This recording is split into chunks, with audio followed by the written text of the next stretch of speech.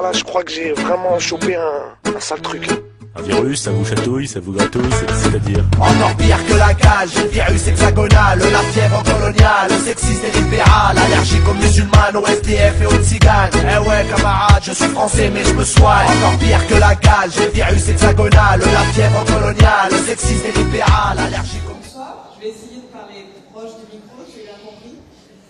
C'est très important pour nous de rappeler que la lutte contre l'islamophobie et la lutte contre les dérives sécuritaires se rejoignent, qu'elles doivent s'entretenir parce que c'est la mise en œuvre des mesures sécuritaires qui entretient et qui met en acte les formes de l'islamophobie, et c'est quelque chose qui doit être clairement dénoncé.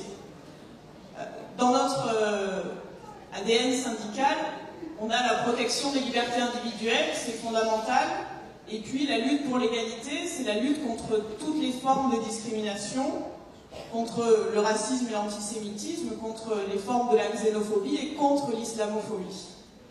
Et aujourd'hui, on est dans un contexte particulier parce qu'il y a eu ces attentats et on a exprimé toute notre solidarité avec les victimes nombreuses et diverses d'actes criminels condamnés, mais aussi, et très rapidement, ce qu'il a fallu faire, c'est aussi condamner les attaques qui visent des personnes en raison de leur origine ou de leur religion, réelle et supposée d'ailleurs, et avec ces attaques qui se sont développées dans un terreau déjà préexistant, largement préexistant, ce terreau de la haine qui a été nourri depuis de nombreuses années par les pouvoirs publics, par des déclarations politiques, par de nombreux acteurs dans la scène publique.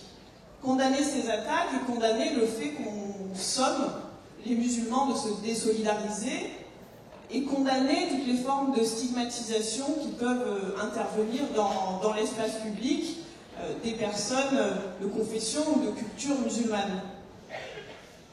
C'est là qu'entre en jeu la question de la loi, des dérives sécuritaires, encore une fois, bien anciennes de la loi, mais aussi des pratiques judiciaires et policières, et comment est-ce que ces pratiques contribuent et entretiennent ces formes de stigmatisation, de suspicion, cette suspicion qui a été exprimée très fortement et de manière très émouvante tout à l'heure dans les témoignages, et comment est-ce que la surveillance peut s'abattre sur certains et pas sur d'autres dans notre société de fraternité, d'égalité, dans notre société républicaine, dit-on.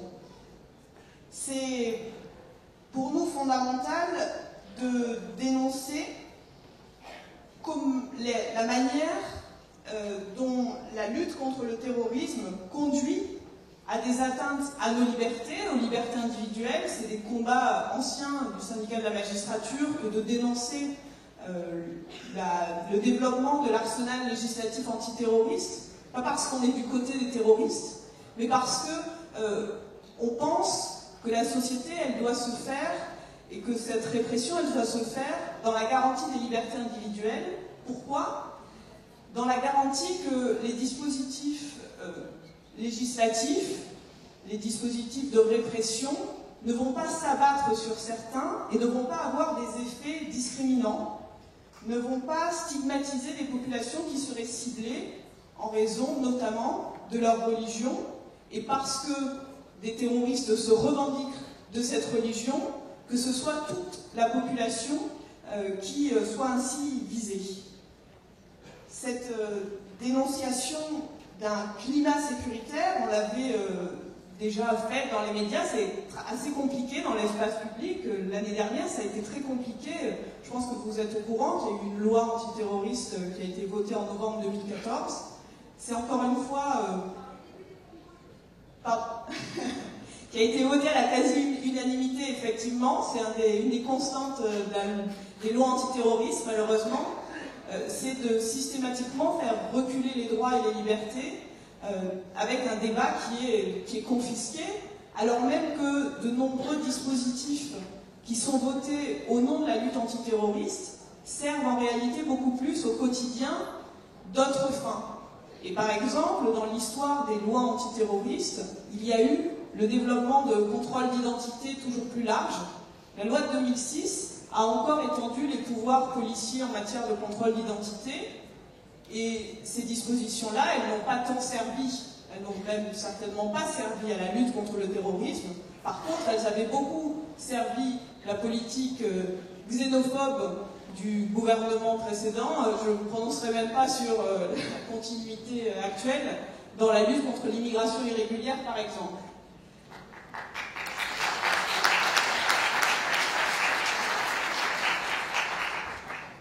On a parlé d'un climat sécuritaire et on a entendu des témoignages par rapport à la question de l'apologie du terrorisme.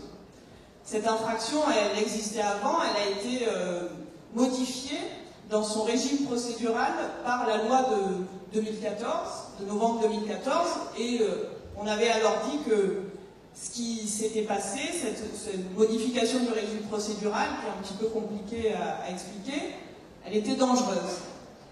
On en a vu les effets, et ces effets, ils ont été d'autant plus forts qu'après les attentats, il y a eu la circulaire de Christiane Taubira, celle qui a été évoquée précédemment, mais il y a eu aussi des directives du ministère de l'Intérieur.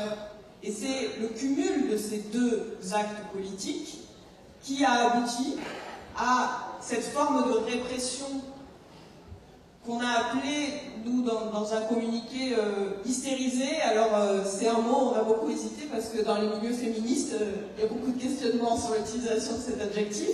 Mais en même temps, il dit tellement ce que c'est-à-dire cet emballement, cette obsession pour la répression immédiate, qui s'abat, et qui s'abat dans un contexte de suspicion généralisée qui conduit à ce que des personnes, même celles qui n'ont pas été condamnées dans les procédures expéditives qu'on a vues, ont pu être mises en cause pour des faits qui sont incroyables. Comment est-ce qu'on peut imaginer aujourd'hui que notre justice pénale, elle s'occupe de mineurs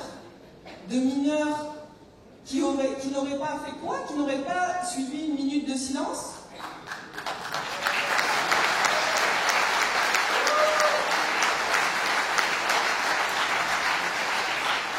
Et que donc, la réponse à ça n'est pas le dialogue, la tentative de réflexion sur comment est-ce qu'on peut essayer de comprendre les raisons pour lesquelles un enfant va réagir comme ça. Est-ce qu'on peut essayer de réfléchir sur comment est-ce que la société présente la question, comment est-ce que le débat existe ou n'existe pas, mais non, c'est la répression et ce sont ces formes policières.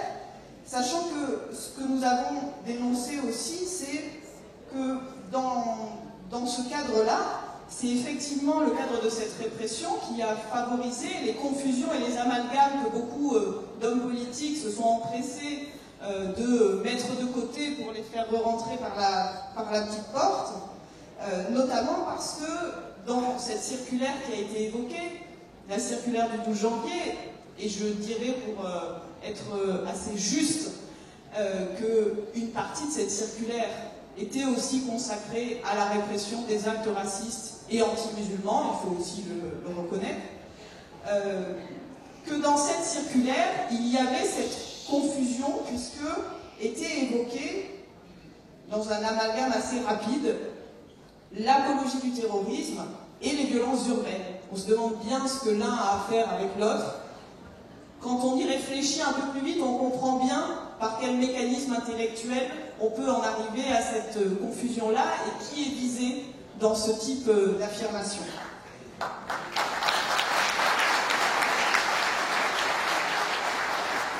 Alors, lutter contre l'islamophobie, c'est essentiel, et je vais terminer rapidement. C'est essentiel parce que les actes peuvent se multiplier, mais cette lutte, elle doit passer par la lutte contre les outils sécuritaires.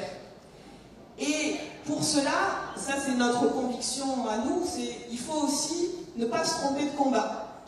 Il faut ne pas se tromper de combat et ne pas placer nécessairement ses attentes dans la question de la pénalisation. La pénalisation, elle est importante, et on ne dit pas qu'il ne faut pas pénaliser les actes islamophobes, il faut simplement en être conscient, et je pense qu'on en est tous conscients, que la pénalisation, elle ne résout pas le problème. Que la pénalisation, elle crée une sanction, mais elle ne change pas la société. Et c'est le changement de la société qu'on veut, c'est pas la réponse finale. Pour ne pas se tromper de combat, je finirai aussi par quelque chose qui vous paraîtra peut-être anecdotique, mais ça va être discuté politiquement dans les mois ou les semaines qui viennent. C'est la question des injures à caractère raciste et des diffamations à caractère raciste. Le gouvernement veut légiférer en la matière, et on pourrait tous se dire ici, puisqu'on est là pour lutter contre l'islamophobie, c'est une bonne chose. Il veut légiférer en la matière en sortant de la loi de 1881, qui est la loi sur la liberté de la presse, ces infractions. Vous me direz, mais oui, il faut lutter contre l'islamophobie. J'en suis d'accord. Il faut aussi faire en sorte que nos libertés individuelles prospèrent. Et quand je disais tout à l'heure, la lutte contre l'islamophobie et la lutte contre les dérives sécuritaires doivent s'entretenir et doivent aller de concert, ça vaut aussi pour cette question. Et cette question, elle implique de vouloir une juste sanction qui soit forte de ces actes-là, mais qui reste dans un cadre qui garantisse les libertés de chacun et qui reste donc dans le cadre de la loi de 1881.